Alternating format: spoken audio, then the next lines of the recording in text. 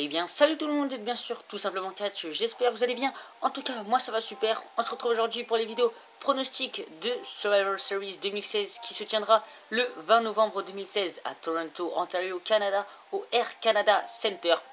Voilà, donc j'espère que les graphismes vous plaisent. C'est Mato qui nous a fait encore un grand merci à lui. C'est grâce à lui que je peux faire ce changement sur ma chaîne qui est graphisme, tout ça. Donc vraiment gros merci à toi. Voilà, donc aussi en fond vous avez la musique des Survivor Series qui est False Alarm de The Weeknd. D'ailleurs n'hésitez pas à aller voir le clip, le clip est juste exceptionnel. Voilà, rentrons sans plus attendre, hein, écoutez, dans le vif du sujet avec le premier combat qui va opposer Brian Kendrick, le champion des poids moyens, à Kalisto. Donc la ceinture est en jeu bien sûr. Donc en fait si Kalisto gagne, il ramène la division Cruiserweight du côté de SmackDown. Alors, qu'est-ce que je m'attends à ce match niveau in-ring? Alors je pense que niveau in-ring on va avoir un match plutôt sympathique parce que Kalisto est quand même bon in-ring, il a des prises plutôt sympathiques.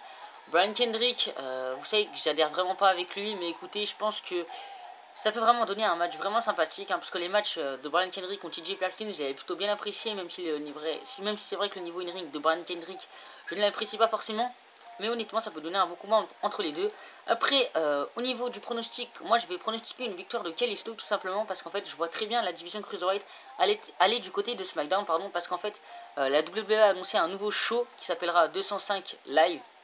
En fait, c'est un show, une émission, pardon, qui sera consacrée qu'au Cruiserweight. Et cette émission, en fait, elle sera tournée avant ou après SmackDown, ça je sais plus. Donc ça me paraît logique, en fait, la division Cruiserweight aille à SmackDown, comme ça ce sera moins galère pour eux d'enregistrer cette émission. Donc voilà, je pense que en fait ils ont fait ça clairement pour ça. La WWE, ils ont booké ce match pour ça. Voilà. Passons ensuite au prochain combat. C'est le match qui va opposer Sami Zayn à le Miz. Et oui, le Miz qui a récupéré le titre de champion intercontinental. Vraiment, j'ai eu les boules. J'ai eu les boules en fait, parce que voilà, moi je m'attendais à un super règne pour Dolph Ziggler. Au final, il a eu un règne bidon, hein, faut pas se le cacher. Je crois qu'il a défendu une seule fois sa ceinture, c'était contre Kurt Hawkins. C'était un squad match, ça a duré même pas 2 secondes. Il a foutu un super kick. Vraiment déçu, même si c'est vrai que le match à SmackDown était bon. Mais honnêtement, j'ai eu les boules. Hein. Je vous le dis clairement, j'ai eu les boules. C'est une victoire du Miz. Bref, ça va nous faire un heal contre un face qui est plus logique, on va dire, mais ça me fout quand même bien les bancs, hein, je vous le dis.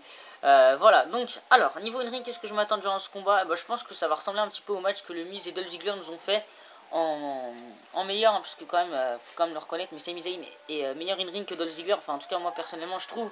Je pense, franchement, ils peuvent nous faire un match vraiment épique entre les deux. Après, au niveau du pronostic, je pense vraiment à une victoire du Miz. Parce qu'en fait, si Sami Zayn gagne, c'est-à-dire qu'il y aurait 2 titres mineurs du côté de Raw, donc le titre US et le titre intercontinental, ça ferait vraiment trop. Donc je pense que c'est clair que c'est le Miz qui va tout simplement devenir champion, qui va garder son titre intercontinental, ça me semble logique. Après, n'hésitez pas à me dire en commentaire ce que vous pensez. Mais personnellement, je vais pronostiquer une victoire du Miz dans un match qui peut vraiment être épique. Ensuite, on va passer au prochain combat. Excusez-moi pour ce petit truc bien merdique, excusez-moi, je suis vraiment désolé. C'est le premier match traditionnel de Survivor Series. C'est un 10 contre 10, ça va être un gros bordel. Donc la Team Raw contre la Team SmackDown. Donc de Shining Star, Primo et Epico, avec Sheamus et Cesaro, avec Luke Gallows et Karl Anderson, avec Enzo et Big Cass, avec le New Day. Donc normalement Xavier Wood devrait être le manager un petit peu de l'équipe, donc celui qui est en manager, quoi, sera le manager de l'équipe, contre la Team SmackDown composée de Breeze and Go, donc Fandango et Tyler Breeze, The American Alpha composé de Jason Jordan et Shade Gable, face aux Uso, Jimmy Uso et Jey Uso, les champions par équipe de SmackDown, Rhino et Heath Slater, contre The Hype Bros, Zack Ryder et Mojo Riley. Alors, in-ring, qu'est-ce que je pense de ce match? Honnêtement, je pense que ça va être un gros dawa ce combat. Je pense déjà il va y avoir une équipe de Raw et une équipe de SmackDown qui vont se faire éliminer très tôt dans le match, c'est-à-dire dans les premières minutes, voire les premières secondes, ça j'en suis quasiment sûr. Genre Shining Star et Breeze and Go vont dégager très rapidement dans le match parce que vraiment à 10 contre 10 ça va être vraiment galère à faire ça. Honnêtement, j'ai beaucoup de mal à imaginer ce combat, pardon, comment il va être, c'est un petit peu compliqué à voir. Bref, après ce que je trouve qui est intéressant, c'est qu'il y a des équipes face et des équipes heel mélangées. Ça peut donner quelque chose d'intéressant. Par exemple, le New Day qui sont actuellement face, ils sont avec le club qui sont actuellement et je trouve que ça peut donner quelque chose de sympa. Tout comme dans l'équipe SmackDown, c'est pareil. Il y a par exemple, The Hype Bros sont avec les Usos, alors que aussi les Hype Bros sont face et les Usos sont heel. Je crois que ça peut donner quelque chose d'intéressant. Au niveau du pronostic, je vais pronostiquer une victoire de SmackDown. Je vais vous expliquer en fait par rapport au prochain combat. Voilà, donc je vais pronostiquer une victoire de la team SmackDown. Ensuite, le prochain combat, c'est encore c'est un match traditionnel de Survivor Series qui va opposer la Team Raw à la Team SmackDown. Donc cette fois-ci, c'est les Women's. Donc dans la Team de Raw, nous avons Nia Jax, Sasha Banks, la championne de Raw, Charlotte, Bayley et Alicia Fox contre la Team SmackDown composée de Carmella, Becky Lynch, la championne féminine de SmackDown, Nikki Bella, Alexa Bliss et Naomi. Alors, niveau in-ring, je pense qu'on va avoir un match plutôt intéressant parce que, en fait, du côté du Raw, on a vraiment une superbe équipe. Mais du côté de SmackDown, je la trouve clairement en dessous, la team de SmackDown. Je sais pas ce que vous en pensez, n'hésitez pas encore une fois à me dire en commentaire. Mais vraiment, la team féminine de Raw est clairement au-dessus.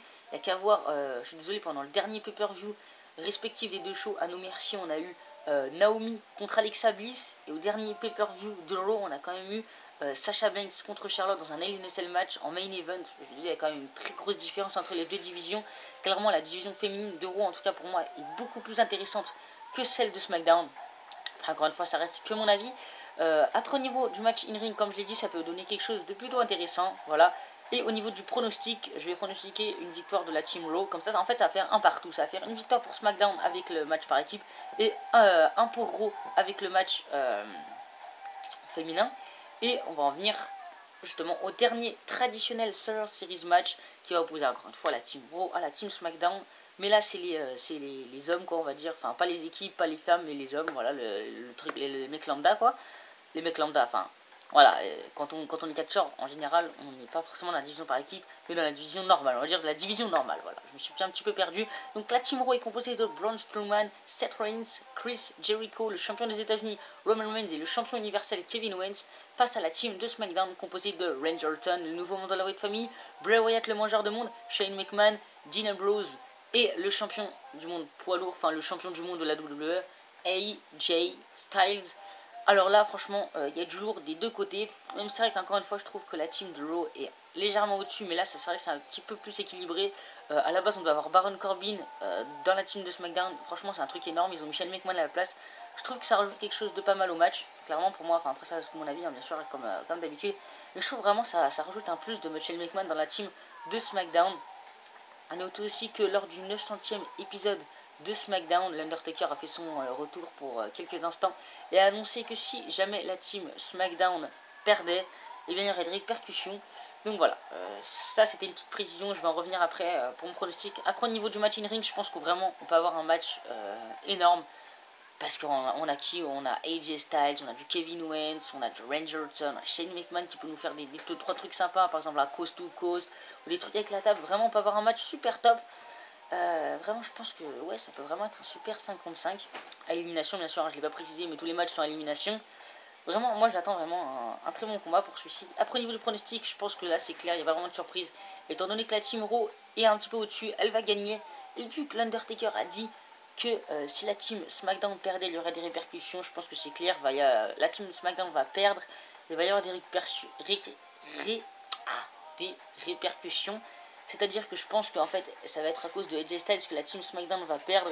Et donc l'Undertaker va commencer une rivalité avec AJ Styles pour que les deux s'affrontent lors du Royal Rumble, hein, parce qu'on sait que le Royal Rumble est quand même dans un stade. Voilà, ils ont décidé de mettre le Royal Rumble dans un stade.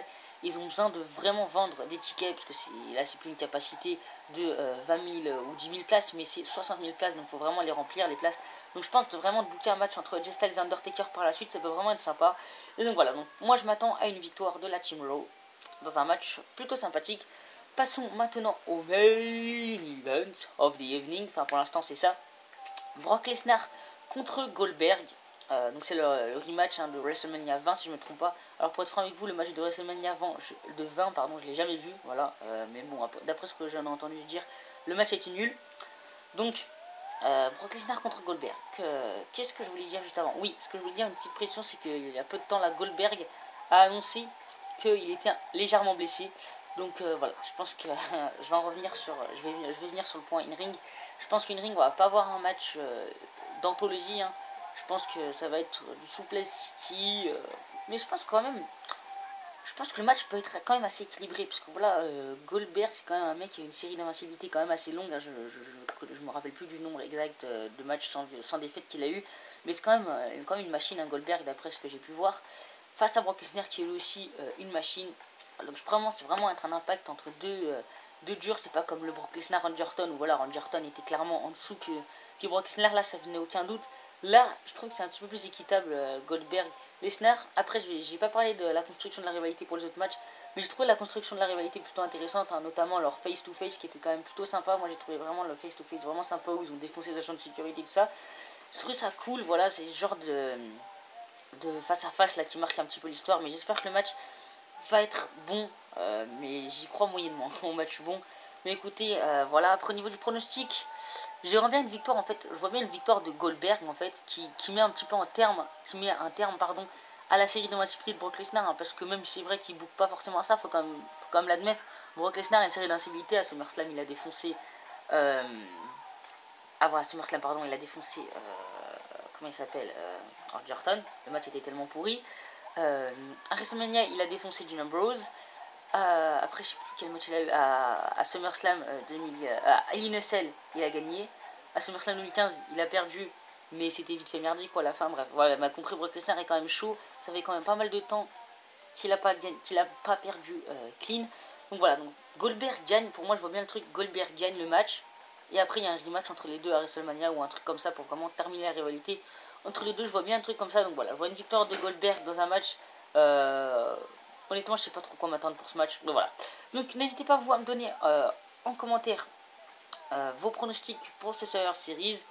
Et puis voilà, n'hésitez pas à liker, partager, tout ce que vous savez. Bref, salut tout le monde, peace.